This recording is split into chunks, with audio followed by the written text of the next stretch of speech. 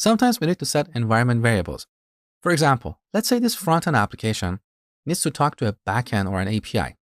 Quite often, we set the URL of the API using an environment variable. This is where we use the env instruction.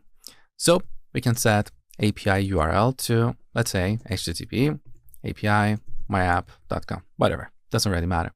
We also have an older syntax without an equal sign that also works. I personally prefer to have an equal sign so we can clearly see the value of environment variables, but that's just my personal preference. Now, let's rebuild the image and inspect this environment variable in our container. So we're going to rebuild the image. All right, the image is built. So let's start a new container. Now, do you remember the command that we use for inspecting environment variables? We have a few options. One way is to use printenv to see all environment variables. So you can see API URL over here. Beautiful. We can also print the value of a particular environment variable.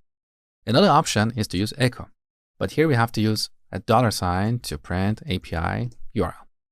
Okay, so now whenever we start this container, this environment variable is automatically set for us.